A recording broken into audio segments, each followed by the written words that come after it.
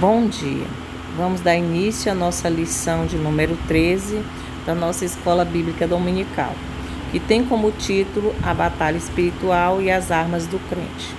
O nosso ponto central desta lição é que o uso da armadura de Deus assegura a vitória na batalha espiritual. Textual: revesti-vos de toda a armadura de Deus, para que possais estar firmes contra as astutas ciladas do diabo. Efésios 6:11. A verdade prática desta lição, que a gente pode tirar para o nosso dia a dia, é que o uso da armadura de Deus, ele assegura, o uso dessa armadura assegura a vitória do crente no campo da batalha espiritual. A nossa leitura diária se encontra na segunda-feira, no livro de Efésios, capítulo 6, versos 11, que diz que todo cristão diariamente enfrenta uma batalha espiritual. Terça-feira está lá em Lucas capítulo 21, versos 36, que diz que não é possível entrar em combate sem a cobertura da oração. Quarta-feira, em Salmo 124, 7, que diz que o escape do crente das astutas ciladas do inimigo. Quinta-feira, Efésios 6:13, que para vencer no campo da batalha espiritual é necessário vestir-se da armadura de Deus. Sexta-feira, Mateus capítulo 4, versos de 1 a 10, usando a palavra de Deus para resistir às ciladas do diabo. Sábado, Efésios capítulo 1, versos 19, que a vitória da Igreja de Cristo está garantida pela grandeza do poder de Deus. Amém? Vamos lá agora para a leitura bíblica em classe. Efésios 6, do versos 10 a 20, que diz assim a palavra do Senhor. Finalmente, fortaleçam-se no Senhor e no seu forte poder. Vistam toda a armadura de Deus para poderem ficar firmes contra as ciladas do diabo. Pois a nossa luta não é contra pessoas, mas contra os poderes e autoridades, contra os dominadores deste mundo de trevas, contra as forças espirituais do mal nas regiões celestiais. Por isso, vistam toda a armadura de Deus para que possais resistir no dia mau e permanecer inabaláveis. Depois de terem feito tudo, assim mantenham-se firmes, cingindo-se com o cinto da verdade, vestindo a couraça da justiça e tendo os pés calçados com a prontidão do evangelho da paz. Além disso, usem o escudo da fé, e com o qual vocês poderão apagar todas as setas inflamadas do maligno. Usem o capacete da salvação e a espada do Espírito, que é a palavra de Deus. Orem no Espírito em todas as ocasiões, com toda oração e súplica. Tendo isso em mente, estejam atentos e perseverem na oração por todos os santos. Orem também por mim, para que quando eu falar, seja-me dada a mensagem, a fim de que, destemidamente, torne conhecido o mistério do Evangelho, pelo qual sou embaixador, preso em correntes. Orem para que, permanecendo nele, eu fale com coragem, como me cumpre fazer. Aleluias. Então, a introdução desta lição. Então, hoje nós estamos finalizando o estudo da carta de Efésios. Ao finalizar a epístola aos Efésios, o apóstolo, ele convoca a igreja para lutar e resistir aos inevitáveis conflitos contra as forças espirituais da maldade. Nessa batalha, a fim de suportar os ataques e se manter firme na marcha contra o mal, os soldados de Cristo, que é a Igreja de Jesus, precisam se revestir de toda a armadura de Deus. É o que veremos na presente lição. Então, nesta lição nós vamos ver que nós precisamos estar revestidos da armadura de Deus para que possamos estar vencendo todas as investidas do inimigo. E é somente com essa armadura que a gente consegue vencer essa batalha.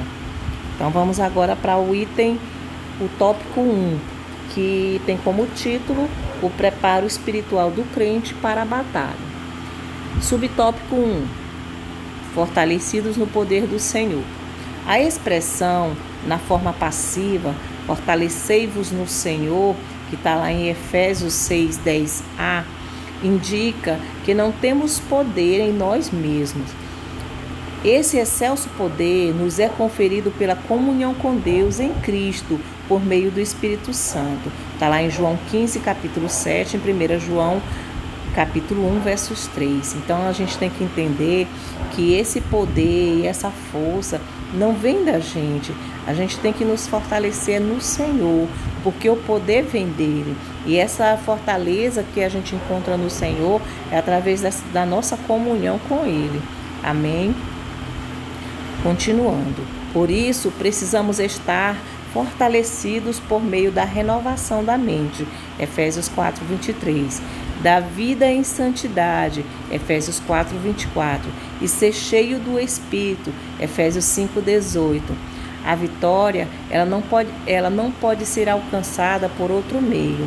Então, para a gente obter essa vitória, a gente tem que estar com a nossa mente renovada, com a nossa mente limpa, somente ligada nas coisas do Senhor, resistindo todas as investidas do inimigo contra a nossa mente, porque a gente sabe que ele também trabalha na nossa mente, soprando as mentiras. Também devemos estar com a nossa vida em santidade. Devemos estar sempre buscando estar em santidade, para que nós possamos verdadeiramente sermos testemunhos e exemplos do Senhor. E principalmente ser cheio do Espírito Santo. Quando a gente está cheio do Espírito Santo, cheio da unção de Deus, a gente consegue sim vencer todas as investidas do inimigo. Continuando, conhecer as Escrituras sem a devida obediência e frequentar os cultos sem a genuína conversão não são suficientes. Então a gente aqui está vendo que só eu conhecer as Escrituras sem obedecer não é suficiente. Eu preciso conhecer as Escrituras e também obedecer. Porque conhecer a palavra, até Satanás ele conheceu. Ele usou a palavra do Senhor para tentar o nosso Senhor Jesus Cristo no deserto.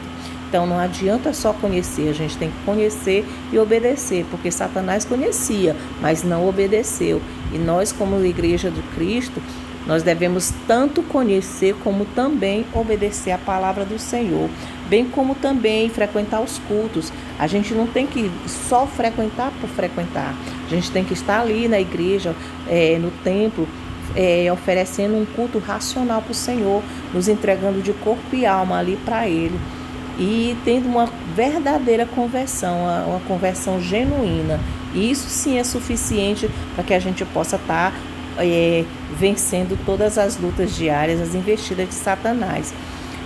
Continuando, não obstante, o poder de Deus está disponível aos fiéis para pisar serpentes e escorpiões e toda a força do inimigo. Lucas capítulo 10, versos 19. O Senhor Jesus ele nos diz que nos deu poder para pisar em serpentes e escorpiões, toda a força que nós precisamos, Ele nos entregou, porque a força é dele, o poder vem dele. Então a gente só precisa estar em perfeita comunhão com Ele, em santidade, obediente à sua palavra e sempre estar ali cultuando ao Senhor, oferecendo o melhor, em gratidão por tudo que Ele é e o que Ele faz pela nossa vida. Amém? Agora nós vamos para o subtópico 2, que fala que nós devemos ser vigilantes em toda oração e súplica. O que quer dizer isso? O que Paulo quis dizer isso quando ele enviou essa carta e essa epístola para a igreja de Éfeso? Então vamos ver aqui o que ele quis dizer. Paulo enfatiza a necessidade de uma vida cristã, permeada pela prática da oração. Então ele está mostrando, ele está focando que a igreja do Senhor, ela precisa praticar, está sempre vivenciando a oração, vivendo em oração. De jeito nenhum podemos descansar, deixar de orar, porque a gente sabe que a chave da vitória está na oração. A gente tem que estar sempre clamando ao Senhor, conversando, porque a oração nada mais é do que conversar com o nosso Deus, conversar com o nosso Pai. Assim como a gente conversa com o melhor amigo da gente também tem que estar conversando principalmente para Deus, porque a gente sabe que tem situações que só Ele vai nos entender e que muitas vezes a gente só precisa contar para Ele, para mais ninguém. Então, continuando. Não é possível entrar em combate sem a cobertura de tão preciosa arma espiritual. Lucas 21:36. A expressão orando em todo o tempo, com toda oração e súplica no Espírito, que está lá em Efésios 6:18, significa clamar pelo favor divino em qualquer circunstância e oportunidade. Então, não importa o que a gente esteja fazendo, a gente tem que estar sempre clamando ao Senhor em perfeita comunhão com Ele, intimidade com Ele. A gente precisa estar sempre clamando pelo favor do nosso Senhor, porque Ele tem muito para fazer, mas a gente tem que, aleluia, glória a Deus, a gente tem que estar sempre dando essa abertura, essa oportunidade para que o nosso Deus possa trabalhar na nossa vida. Então, a todo momento, do momento em que a gente levanta, ao acordar, ao momento em que a gente deita, quando formos dormir, a gente tem que sempre estar ligado no Senhor, clamando, orando. Quando a gente está em angústia, em alegria, nos momentos de adversidade, devemos sempre estar clamando ao Senhor, orando, nunca deixar de orar. Amém?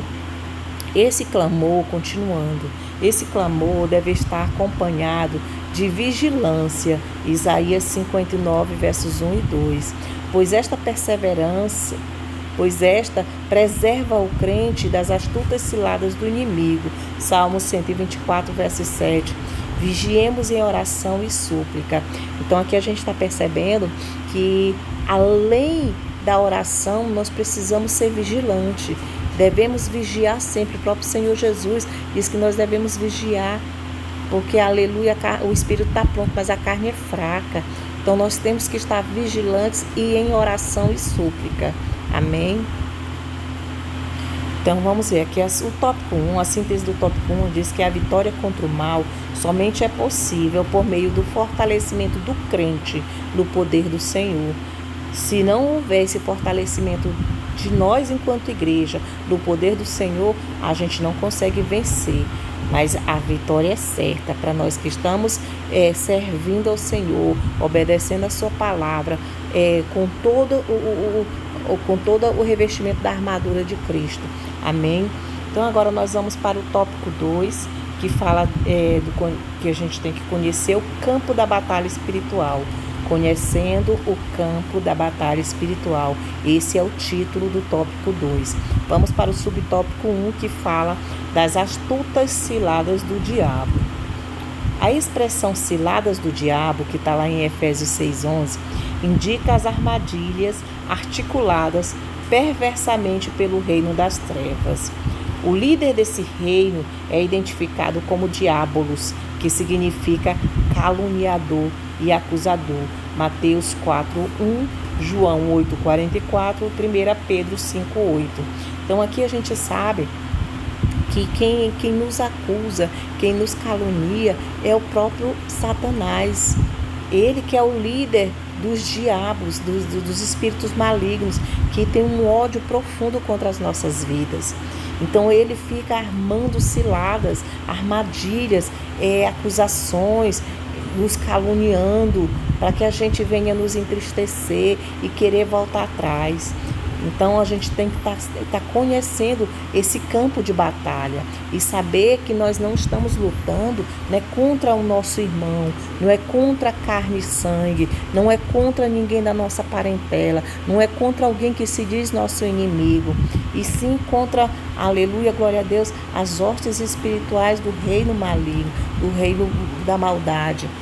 Aleluia. Então vamos lá, continuando. Tomado de fúria e por meio do espírito do erro, ele prepara laços com o propósito de destruir a igreja de Cristo. Então aqui a gente percebe que o propósito principal de Satanás e de seu governo é destruir a igreja de Cristo. Antes, o plano do Senhor, ele não tinha, antes de ser revelado, ele estava afetando todos, e agora ele já sabe o ponto certo onde afetar. Depois que o Senhor revelou que o povo que ele vai levar é um povo que é formado pelos gentios e pelos judeus, que é a igreja de Cristo, ele quer atacar. para poder destruir, para poder fazer a separação. E o Senhor, Ele nos prepara com essa armadura e quer que a gente entenda e conheça o campo de batalha, com quem verdadeiramente estamos lutando e quais são as ciladas que Ele tem para nos atacar. Algumas delas vão ser citadas agora. Vamos lá. Algumas de suas astúcias são: confundir a mentira com a verdade, Gênesis 3, versos 4 e 5, quando ele confundiu ali a Eva, dizendo que se ela comesse do fruto da árvore do conhecimento, da ciência, né, ela seria igual a Deus. Então ele confundiu a verdade para Eva, a mentira com a verdade. Ele mostrou uma mentira para ela entender que ali seria a verdade. E é isso que ele faz com a gente. Quantas e quantas vezes ele fica soprando mentiras na nossa mente e a gente fica achando que aquilo ali é a verdade. A gente vê algo ou alguém faz um comentário e ou uma pregação, a gente imagina aquilo ali é para mim, é indireta. E às vezes é sopro do inimigo para a gente poder criar uma antipatia por alguém ou pela liderança. E a gente tem que entender que são astutas ciladas do inimigo. Então vamos lá para a segunda astúcia do inimigo: deturpar as escrituras, Mateus 4:6. Então Satanás e as hostes dele, maligna, eles deturpam as escrituras. Quantos e quantos pregadores, ministros de palavras estão deturpando a palavra do Senhor, usados pelo inimigo, e é isso que ele quer. Estão deixando de falar da salvação. Quantas falsas doutrinas que estão sendo pregadas aí pelo mundo afora. E a sã doutrina, a verdadeira e genuína doutrina do Senhor, genuína doutrina de Cristo, está aí sendo deturpada e muitos estão deixando de pregar. Então o inimigo está fazendo isso. A terceira astúcia cilada dele é dissimular e induzir a dissimulação. 2 Coríntios, capítulo 11, versos 13 e 14. Então, a gente tem que entender que ele dissimula, ele induz a dissimulação, a hipocrisia, a falsidade. Então, tudo faz parte das astutas ciladas dele. A quarta diz que fazer falsos sinais. A gente sabe que a palavra do Senhor fala que o inimigo ele faria sinais que enganaria até, se possível, até mesmo os escolhidos do Senhor. Quantos são curados aí por obra maligna e uma cura falsa? Quantos milagres são feitos aí pelo inimigo? Quantas pessoas aí sendo usadas pelo inimigo, fazendo sinais e maravilhas que são coisas erradas e falsas? Fazer acusações é o 5, item 5. Também está lá em Apocalipse capítulo 12, 10.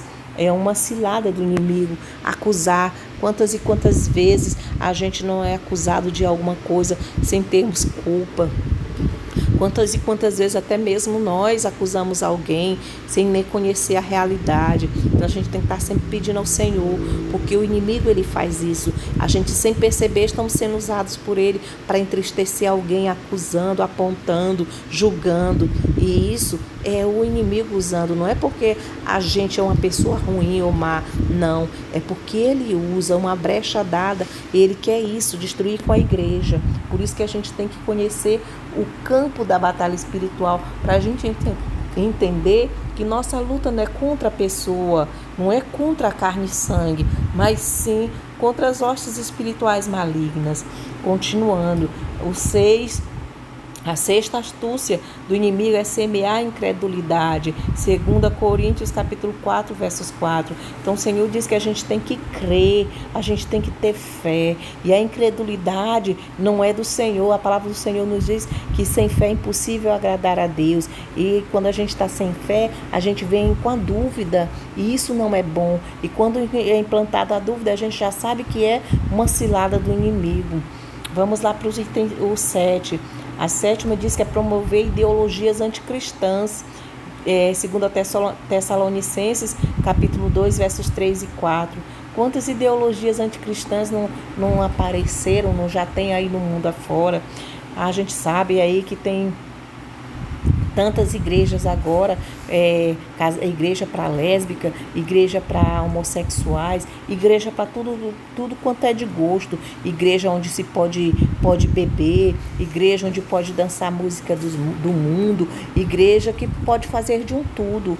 Então tem igreja, ideologia para tudo quanto é de gosto, igreja para tudo quanto é de gosto. E diante desse quadro, o texto sagrado ordena: revesti-vos de toda a armadura de Deus.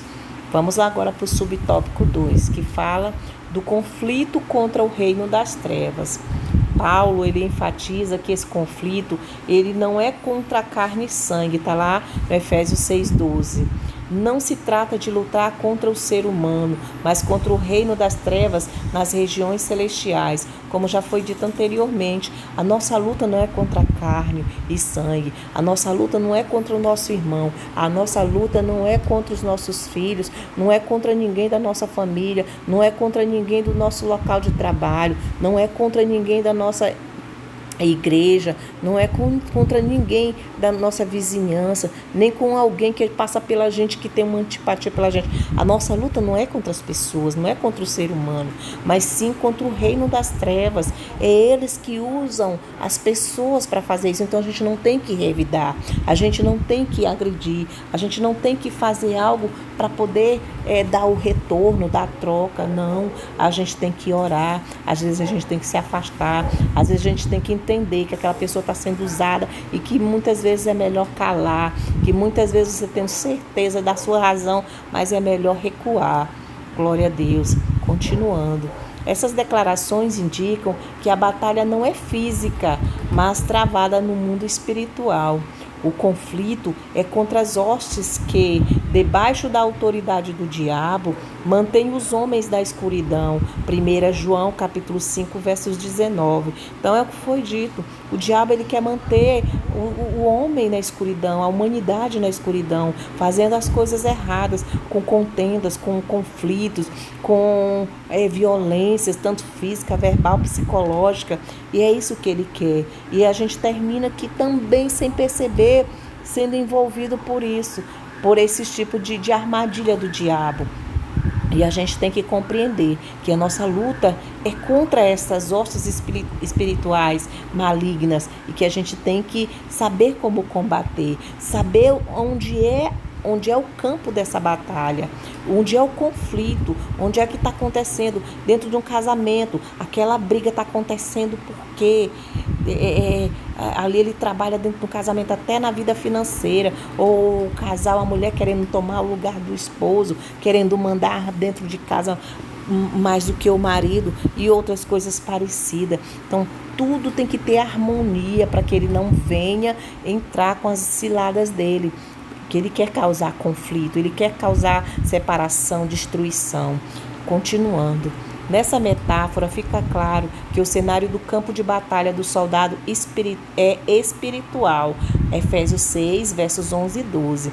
Ao mesmo que se revela a natureza pessoal do conflito, pois essa luta se dá tanto na área individual quanto na área coletiva da igreja. 1 Pedro capítulo 5, versos 8 e 9.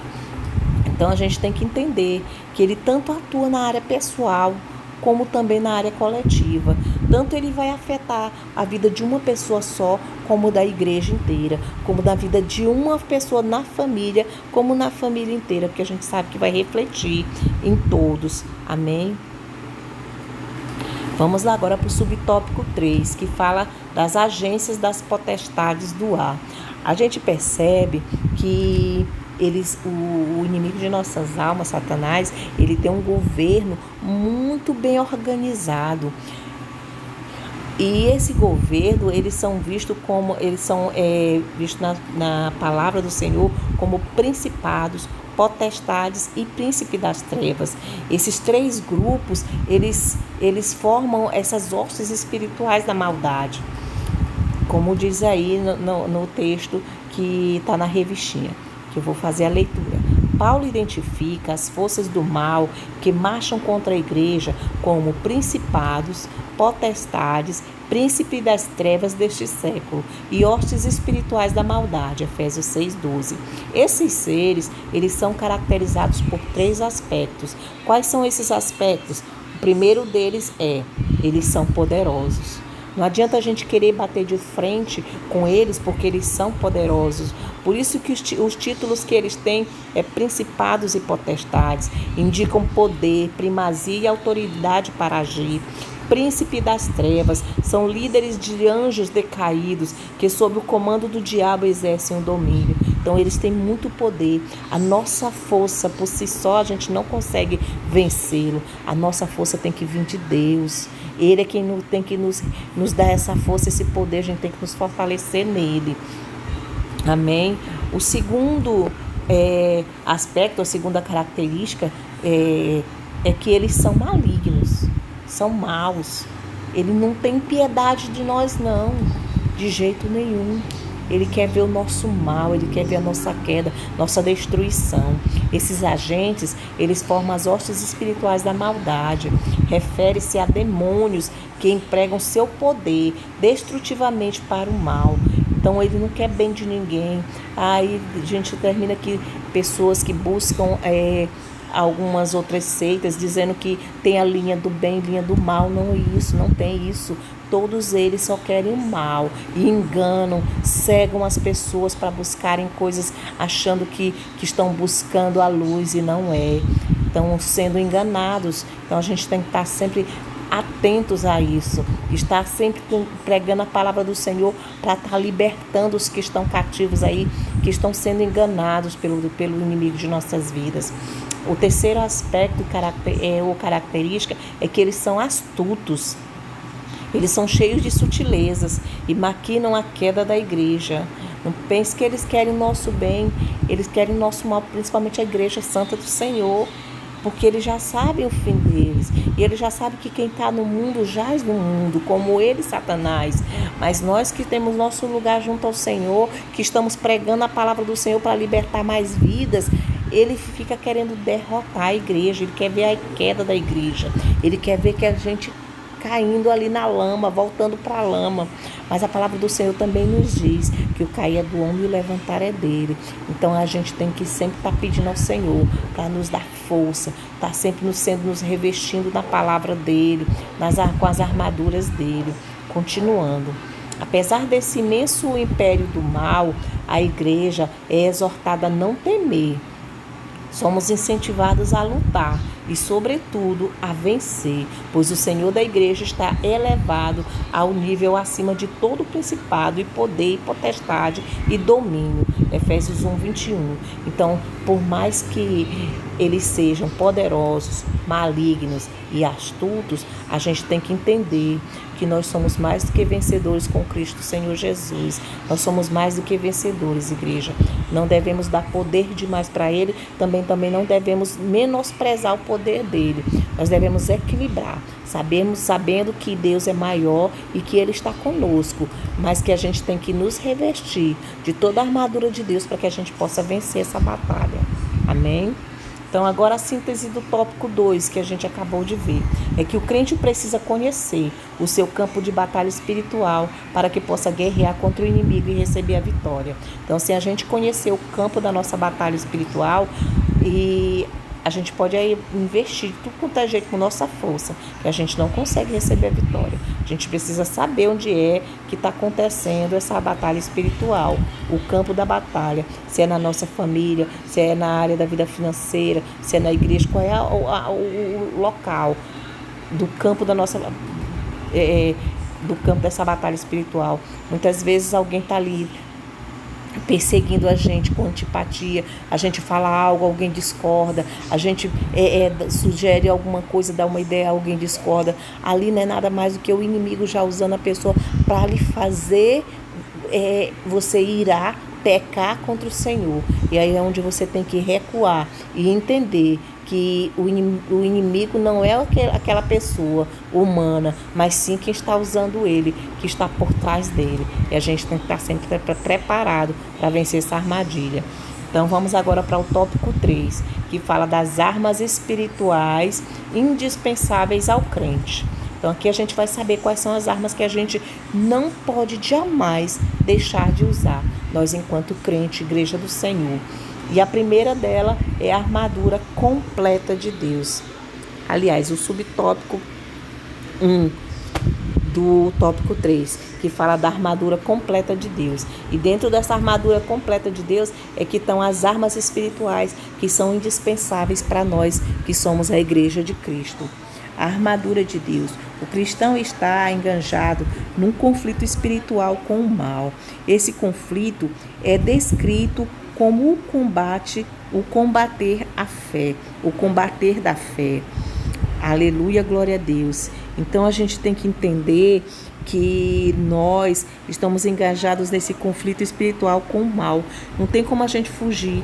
A gente vai estar sempre envolvido em algo que possa estar ali nos entristecendo, enquanto nós estivermos nesse mundo, porque a gente sabe que aqui nós somos peregrinos, mas a gente vai passar por aflições, nós vamos passar por lutas, vamos passar por decepções, acusações. Então a gente tem que estar entendendo e preparados para isso. Então vamos aqui ler. A armadura completa de Deus. A imagem que o apóstolo usa é a de uma linguagem retirada do contexto militar romano. A gente sabe que os militares de Roma, eles tinham lá as vestimentas que eles usavam quando iam sair para a guerra. E ele compara as armas de Deus, a armadura de Deus, com o vestimento, que é as armaduras que os soldados de Roma utilizavam. Porque ele sabe que a igreja, os povos que se converteram ao Senhor, todos os que estavam ali, eles conheciam a vestimenta de quem ia para uma guerra. Então ele comparou com algo que era conhecido da igreja do Senhor. Então a expressão toda a armadura traduz o termo grego panóplia, que significa a armadura completa de um soldado fortemente armado. Então eles conheciam que essa armadura, a armadura que o soldado usava, ela era muito forte, protegia eles de tudo mesmo. Está lá em Efésios capítulo 6, versos 11 e 13. Na carta, a orientação não é para usar armas próprias, mas tomar o equipamento dado por Deus, resistir bravamente e marchar contra as potestades do ar. Então aqui ele está mostrando que não é a arma em si, o capacete, não é aquele capacete que o soldado estava usando. Ele comparou o capacete que o soldado usa com a armadura que o Senhor nos dá, que o capacete é para pôr na cabeça. Então na cabeça nós temos a mente, assim como, aleluia, glória a Deus, o cinturão que é para segurar, que a gente usa para segurar a roupa, para deixar colada no corpo. Aí o cinturão comparado com a verdade. E assim como as outras que a gente vai ver aqui mais na frente. Amém? Vamos agora para o subtópico 2 do tópico 3, que fala as armas indispensáveis de defesa. Quais são essas armas que são indispensáveis de defesa? Vejamos aqui uma lista de armas espirituais disponíveis aos soldados do Senhor, que somos nós, a Igreja de Cristo. Primeiro, cingidos os vossos lombos com a verdade, versos 14. Retrata a peça usada para dar mobilidade ao soldado no combate. Nesse sentido, faz referência à verdade da doutrina de Cristo e à integridade do soldado, 2 Coríntios capítulo 13, versos 8.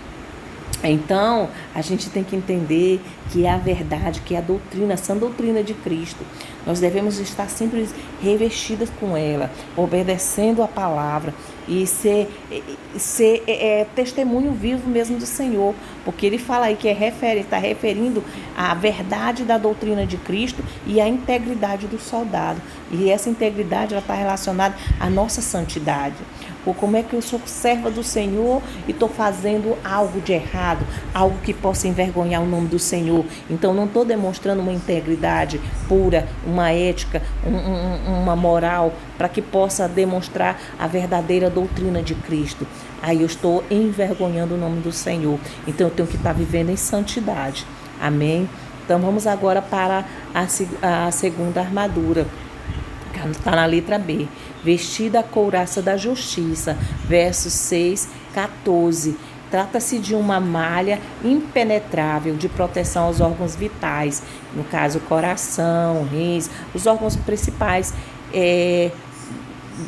de um soldado. refere-se à justiça de Cristo e à retidão do soldado no campo de batalha. Então, essa malha, que essa couraça, ela está se referindo à justiça de Cristo. A gente sabe que o nosso Senhor, ele é justo e que ele é o único juiz. Quando ele for julgar nossas causas, a gente sabe que quando a gente tem vitória, porque é certo, porque ele está julgando as nossas causas. E ele quer que nós também sejamos soldados retos, justos no campo de batalha. Está lá em Romanos 5:1 e 2 Coríntios capítulo 6, versos 7. A terceira peça da armadura é calçar os pés na preparação do evangelho da paz. Está lá em Efésios 6, versos 15. Confeccionada em couro, a meia bota tinha solas cravejadas para dar estabilidade. Então, os soldados romanos, eles usavam uma peça que é tipo uma meia bota, e eles tinham na sola uns cravejados, tipo uns pregos, para poder dar estabilidade quando eles fossem andar. Então, isso quer dizer que a firmeza que eles tinham com os pés no chão, para quando ele passasse em algum lugar que derrapasse, ele estava ali com aquele calçado para dar segurança para ele. Do mesmo jeito, trazendo para o Senhor, para a armadura do Senhor, isso refere-se à firmeza que o Evangelho proporciona e à prontidão do soldado em testemunhar de Cristo. Romanos capítulo 1, versos 16. Então, o Evangelho, ele proporciona essa firmeza. A gente tem que ser firme, conhecer a palavra do Senhor, para que a gente possa pregar ela com segurança, ter sabedoria quando a gente for falar da palavra do Senhor e estar pronto para testemunhar de Cristo, não negar o nome do Senhor, não se envergonhar por ser servo do Senhor. Aleluia, glória a Deus. Então, isso que é o calçar dos pés na preparação do Evangelho da paz. Amém? Então, a outra armadura é tomando sobretudo o escudo da fé. Efésios 6,16. Longo, retangular, feito de madeira e couro. O escudo protege o corpo inteiro dos dardos incendiários. Então, os soldados romanos, eles usavam um escudo retangular, que era feito de madeira e couro. E esse escudo, ele protegia o corpo inteiro dos dardos incendiários, quando jogava aquelas coisas com fogo, seta com fogo, flechas com fogo. E ali eles se protegiam com aquele escudo. E como a armadura do Senhor, ele não quer que a gente use aquele escudo literalmente. O escudo que o Senhor quer que nós usamos é a fé. Refere-se à fé inabalável em Deus. Aleluia, glória a Deus. Que a gente não tem que jamais perder essa fé em Deus. Que tem que estar acima de tudo. Como eu já disse anteriormente, sem fé é impossível agradar a Deus. Continuando, refere-se à fé inabalável em Deus, que detém a eficácia das calúnias, dúvidas e rebeliões disparadas pelo diabo. Provérbios 35. Então, o diabo, ele vem lançando dúvida na nossa vida, calúnias e rebeliões, para poder nos fazer parar, para nos entristecer, para nos fazer ficar abalados e enfraquecidos na fé, achar que nós somos derrotados, mas nós não somos. Quando a gente tem essa fé verdadeiramente inabalável em Deus, a gente entende que as ciladas do inimigo para fazer a gente querer parar, para fazer a gente entristecer, e a gente não pode deixar de jeito nenhum essa fé ser abalada. A gente tem que ter essa fé inabalável. A outra armadura é o capacete da salvação. Está lá em Efésios 6,17. Pesado, resistente, fabricado com bronze ou ferro, o capacete serve de proteção para a cabeça. Isso é o que os soldados romanos usavam.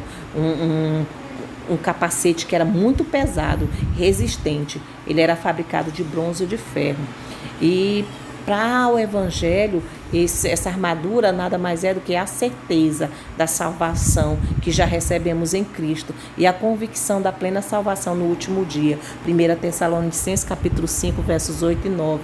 Então, igreja, a gente tem que ter essa certeza da nossa salvação que a gente recebeu de Cristo e ter a convicção plena de que no último dia a gente vai receber essa salvação, que Cristo vem nos buscar, que Ele vai arrebatar a igreja dele santa. A gente tem que ter essa convicção, igreja. Não é querer ser melhor do que ninguém, não. A gente tem que saber que se a gente está sendo fiel ao Senhor, se a gente está obedecendo a palavra do Senhor, se a gente está verdadeiramente fazendo a vontade do Senhor, tendo intimidade, comunhão, vivendo em santidade, pode ter certeza, igreja, que essa salvação é certa. E nós devemos ter, sim, a convicção dessa plena salvação no último dia, que o Senhor vai sim nos buscar para a glória do nome dele, em nome de Jesus. Amém? Então agora nós vamos para o subtópico 3, que fala da imprescindível arma ofensiva. Finalmente, a espada do Espírito. Efésios 6, versos 17. É a única arma disponível tanto para a defesa quanto para o ataque. As armas anteriores, todas elas eram de defesa. Já a arma ofensiva, que é a espada do Espírito, ela tanto serve para a defesa como para o ataque. O termo grego para ela é machaira, identificada como espada curta. Isso significa que o combate é pessoal, que o enfrentamento é diário e acontece corpo a corpo. A espada do Espírito é identificada como a palavra de Deus, inspirada e penetrante, 2 Timóteo, capítulo 3, versos 16, Hebreus, capítulo 4, versos 12.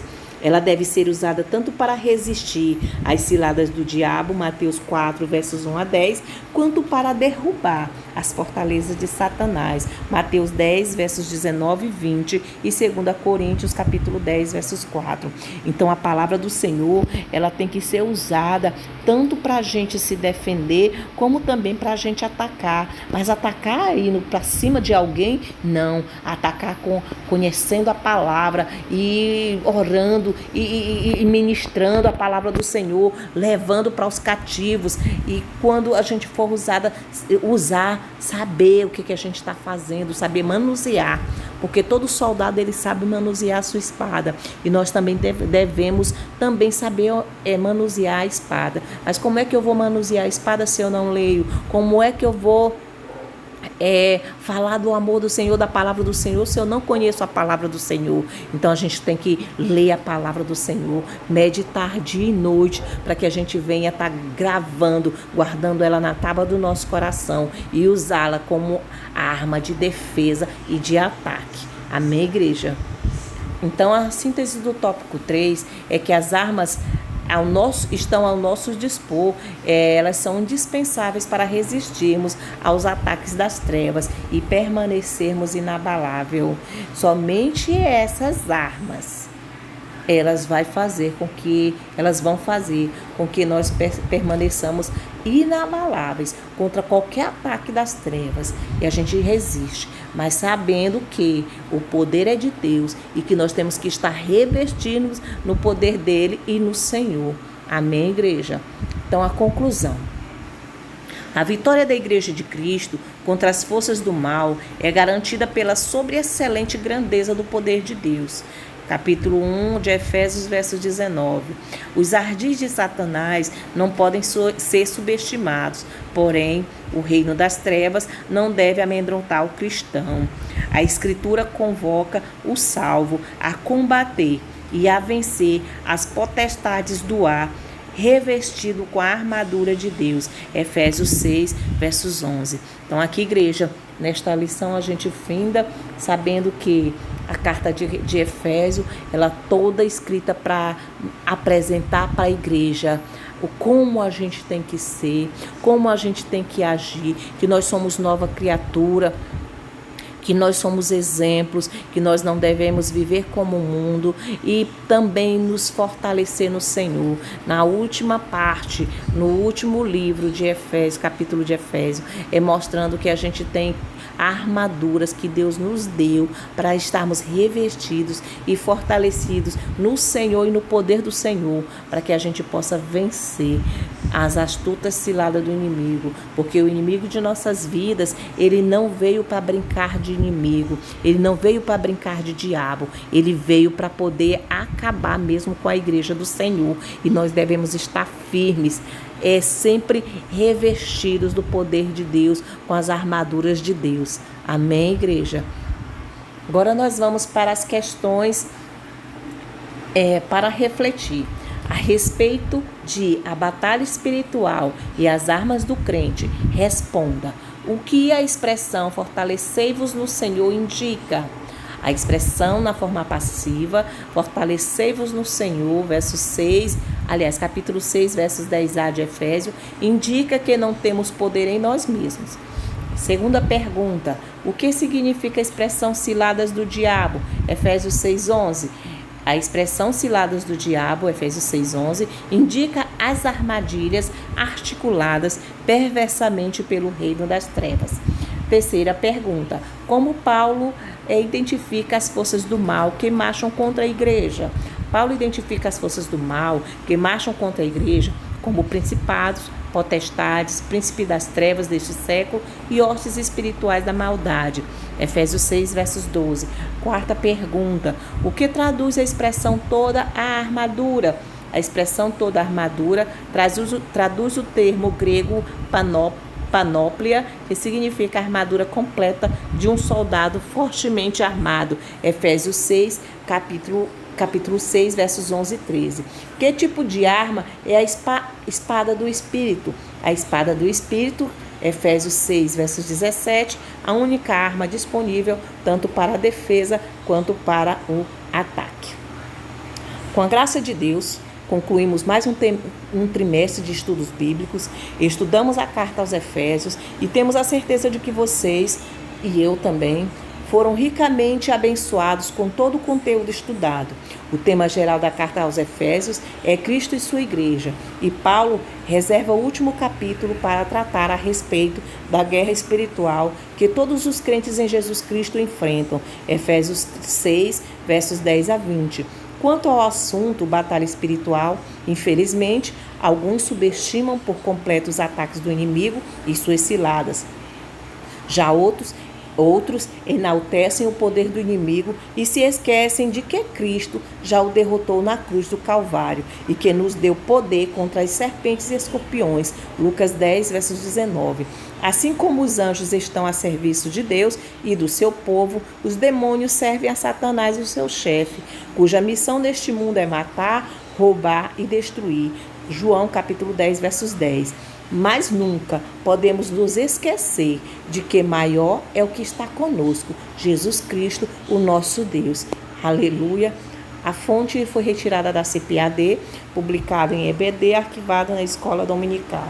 Então, que Deus abençoe a cada um de nós, que Ele venha derramar sua graça e misericórdia a cada dia, que o nosso Senhor venha nos capacitar para levarmos a sua palavra em tempo e fora de tempo e a obedecê-lo em todo o tempo, estando fortalecidos em Cristo e no seu poder e revestido de sua santa armadura, que possamos crer que maior é o que está conosco, Jesus Cristo, o nosso Deus e Pai. O meu muito obrigada a todos que participaram de cada aula da EBD durante este trimestre. Meus parabéns aos que conseguiram chegar até aqui. Que o Espírito Santo de Deus complete a obra na vida de todos, todas. Amém?